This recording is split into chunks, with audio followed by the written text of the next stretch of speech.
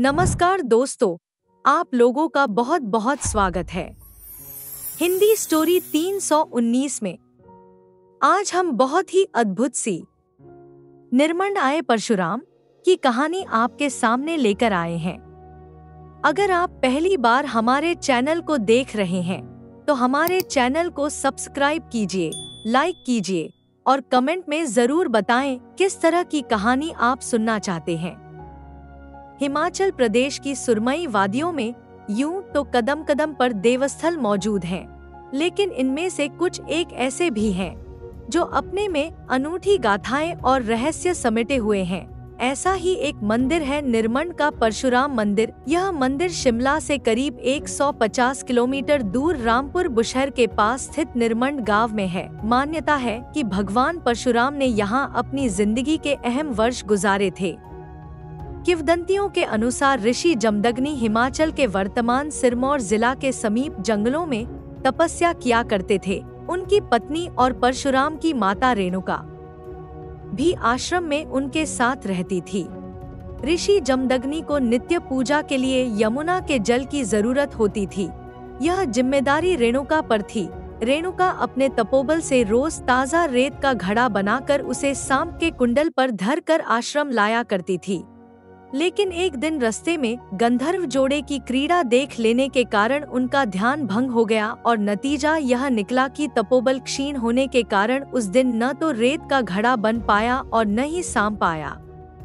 इस कारण जमदग्नि की पूजा में विघ्न आ गया। ऋषि इससे इतना व्यथित हुए कि क्रोधावेश में आकर उन्होंने अपने ज्येष्ठ पुत्र परशुराम को मां रेणुका के वध का आदेश दिया। पितृभक्त परशुराम ने तुरंत पिता की आज्ञा का पालन किया और रेणुका को मौत के घाट उतार दिया। बेटे की पितृभक्ति से जमदग्नि प्रसन्न हुए और उन्होंने वरदान मांगने को कहा तो परशुराम ने मां को दोबारा जीवित करवा लिया। ऋषि और रेणुका की बात तो यहीं आईगी हो गई, लेकिन परशुराम इसके बावजूद मातृहत्या के भाव से व्यथित रहने लगे। पश्चाताप की इसी ज्वाला की जलन से त्रस्त होकर उन्होंने पिता का आश्रम त्याग दिया और प्रायश्चित के उद्देश्य से हिमालय की ओर कूच कर लिया। इसी क्रम में अंतत परशुराम ने निर्मंड में डेरा डाला।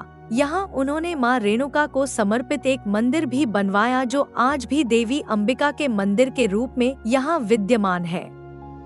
इस मंदिर में रेणुका की 1.25 फुट की प्रतिमा है जो नह के रेणुका मंदिर की प्रतिमा से मेल खाती है। परशुराम ने यहाँ जो आश्रम बनाया था उसी को आज परशुराम मंदिर के तौर पर पूजा जाता है। यह आश्रम पहाड़ी और जंगली जानवरों के इलाके में होने के कारण चारों तरफ से बंद था और आने जाने के लिए एक ही मुख्य द्वार था। मंदिर का यह मूल स्वरूप आज भी जस का तस है। कहते हैं यहीं पर मातृ हत्या के दोष निवारण के लिए परशुराम ने एक यज्ञ भी शुरू करवाया जिसमें तब नरबलि दी जाती थी। किंवदंतियों की माने तो कालांतर में यही नरबलि मौजूदा भूंडा यज्ञ के तौर पर प्रचलित हुई जो आज भी जारी है। एक अन्य कथा के अनुसार परशुराम ने निर्मंड को खास तौर पर क्षत्रियों के सहार के लिए तैयार करने हेतु बसाया था, लेकिन कारण यहाँ भी माता रेणुका थी। राजा सहस्त्रार्जुन के रेणुका के प्रति प्रेम की परिणति आखिरकार जमदग्नि और रेणुका के वध के रूप में हुई। इससे परशुराम कुपित हो उठे और उन्होंने धरती से क्षत्रियों के सहार का संकल्प लिया, जिसे पूरा करने के लिए निर्मंड में आश्रम बनाया।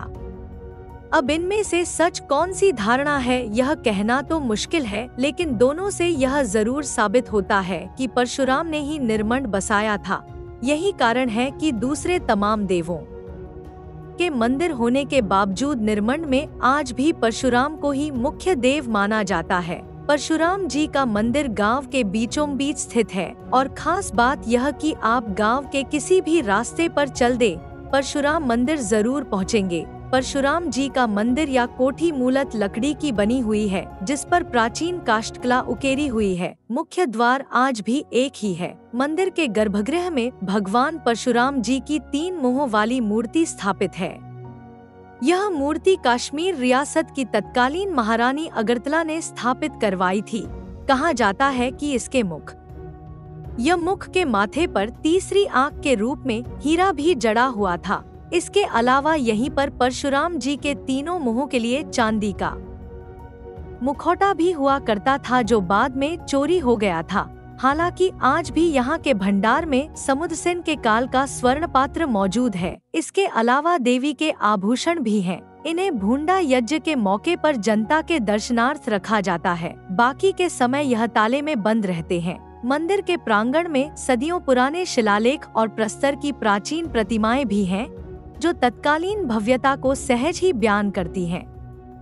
परशुराम मंदिर के देखरेख हालांकि एक समिति करती है, लेकिन इसे देखकर सहज ही अंदाजा लगाया जा सकता है कि यह स्थानीय समिति के बस का रोग नहीं है और इसके लिए व्यापक स्तर पर सरकारी प्रयासों की जरूरत है। गांव के लोग इस प्राचीन मंदिर और उस कारण निर्मंड के साथ जुड़े इतिहास के चलते निर्मंड को धरोहर का दर्जा मांग रहे हैं।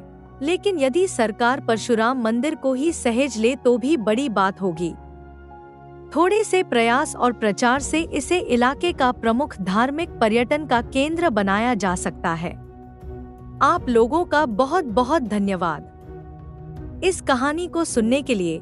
अगर आप पहली बार हमारे चैनल को देख रहे हैं, हमारे चैनल को सब्सक्राइब कीजिए और अपने विचार इस वीडियो के कमेंट पर जरूर शेयर करें और यह भी बताएं कि आगे आप किस तरह की कहानी सुनना चाहेंगे।